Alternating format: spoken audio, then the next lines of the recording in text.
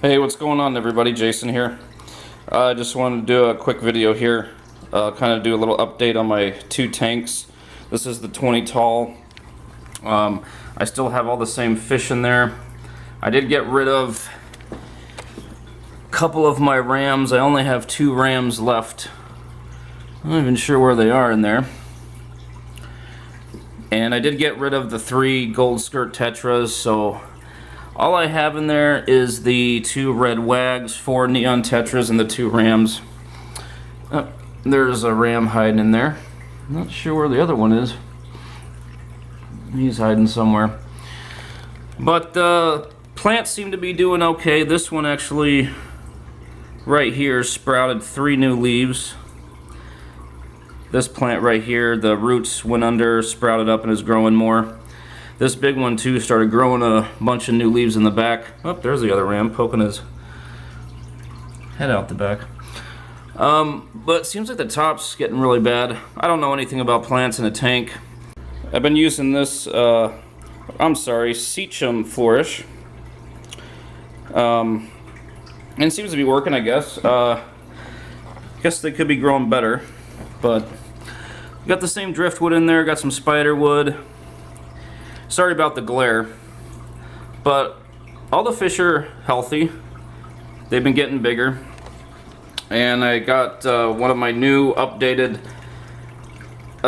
sit on the back sumps. I'll go over that in a minute and tell you guys about that because I'm pretty happy about that. And there's my light that I made. This is actually plastic guttering I painted with what was Krylon Fusion for plastic. Works really good.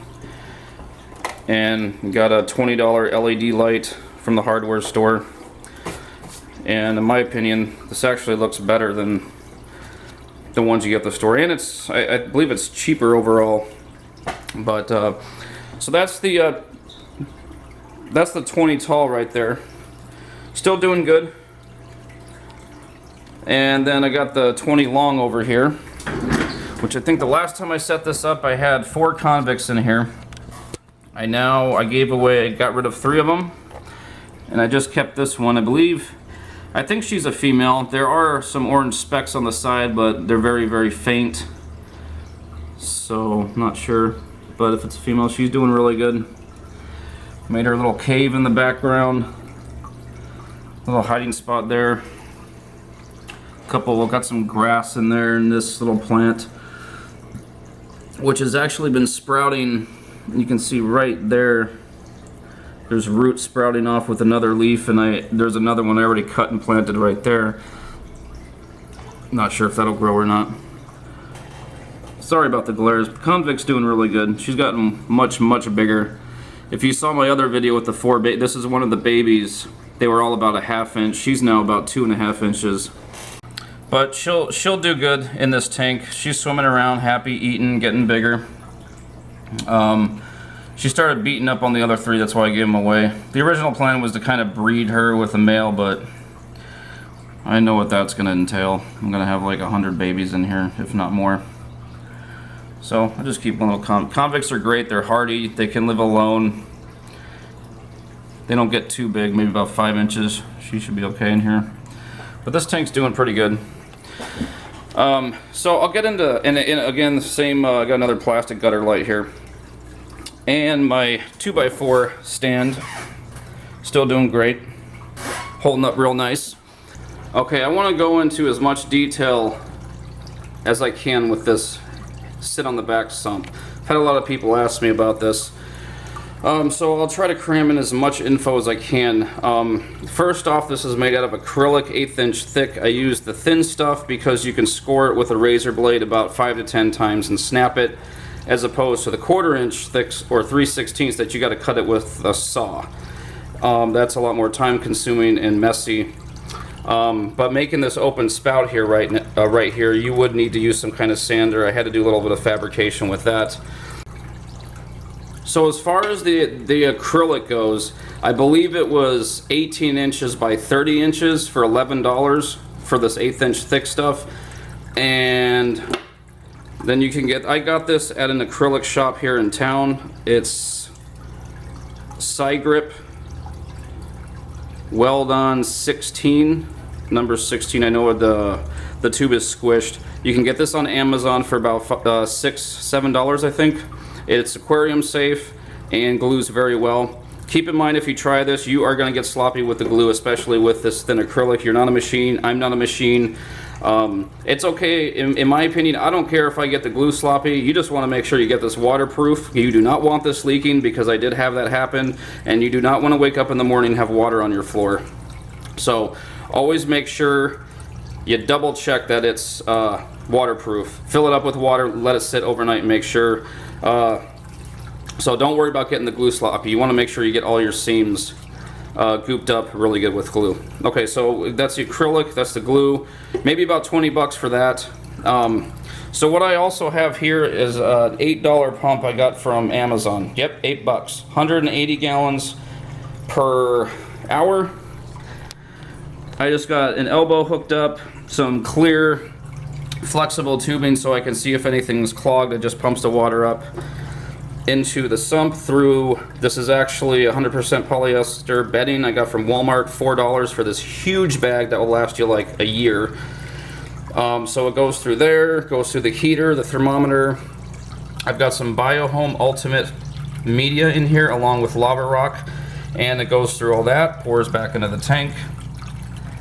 And so that's pretty much it. That's the basic function of it. A lot of people may not like this because it's big, it sits on the back. In my opinion, I love it. I like seeing the mechanics of a filtration in a tank. A lot of people want it hidden, you know, under the stand in cabinets or whatnot like that. I like having this. I wanted to make something that was transparent like this, that you could sit on the back and you could see the mechanics of the filtration. The benefits to this, in my opinion, first off, I think the best advantage to this, the best pros, is the fact that you're pumping water out of one side and it's going all the way over and coming back in on the other side of the tank. So you've got this whole circular motion here, other than the hang on the back filters, which are basically going to circulate in one little area, and you would have to have two of them. At least, you know, now that's my opinion. A lot of people like to hang on the back filters. I just do that. I don't like it. This pumps out of one side, goes all the way through, puts water back on the other. The other advantage is you can take almost everything out of your tank and put it in here into a sump. The only thing that's in my tank is the pump.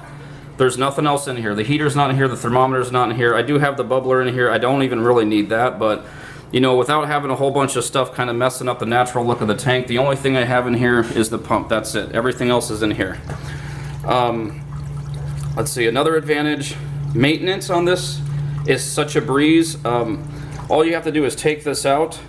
You can clean it if you want and put it back in, or just put another one back in. You can turn the filter off if you want. You don't even have to. It just stays here. You don't have to pick this up and take it over to the sink and clean it, which you're really not supposed to do in any filter anyway. But this is just a snap to clean. If you're doing a water change or whatnot, you just turn off the pump. All you have to do is take this out, put another one back in, and that's it. You don't ever have to do any. This always stays in here. You don't have to take it out. Another advantage, everything is transparent, so you can clearly see into the whole mechanics of your filter, and you can make sure that it's working. You can make sure that nothing's clogged. You know, you can take this out. There you can see all the water coming out.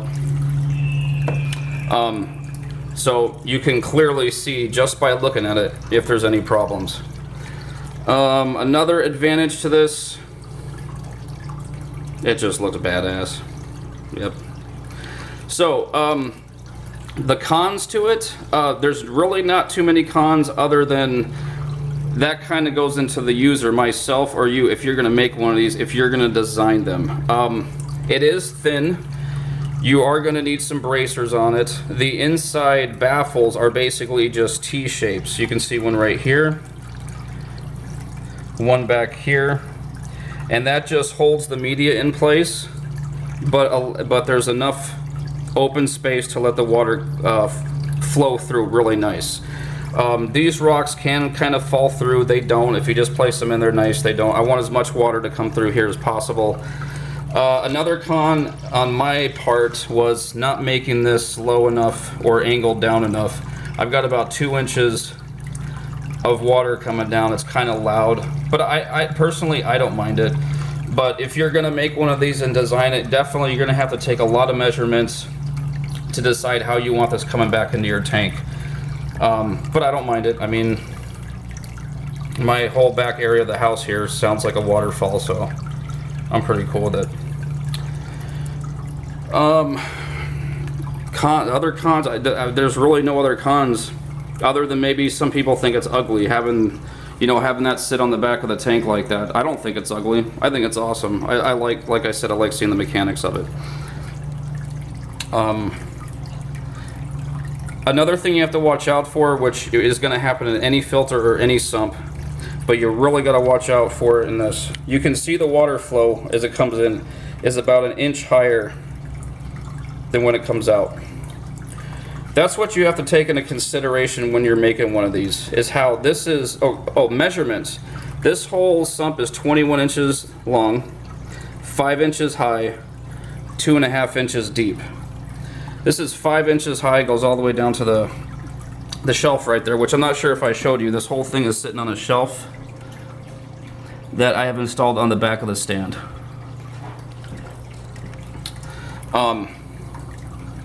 So if you're going to design something like this, you really got to keep in mind how high this water is going to go.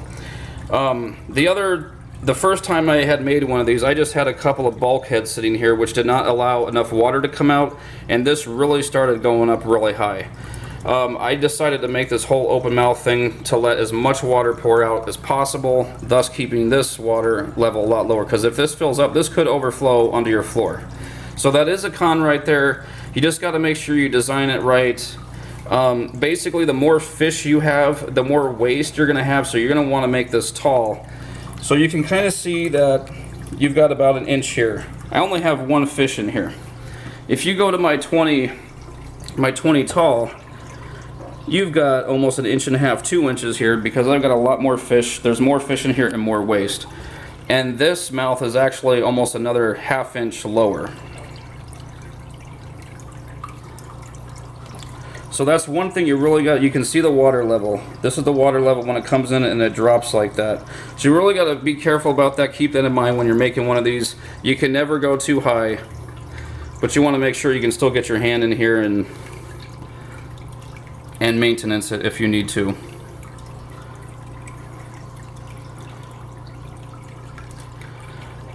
There's the other T-brace for the inside. There's a top brace there, another T1 right there. Like I said, it's thin, but if you make it right, it'll work, and it's cheap. Like I said, about 11 bucks. 11 bucks for the acrylic, maybe $6 or $7 for this, and this pump was $8, but that's for a 20-gallon. So, I mean, personally, I would make one of these for a 10-gallon tank. If you got a big tank, 55, 60 gallons, 75, 90, you know, that's up to you whether you want to make a big shelf and have one of these sit on the back. But I think these work really, really good for a small tank. It really keeps the water balanced because you've got a lot of water volume back here also.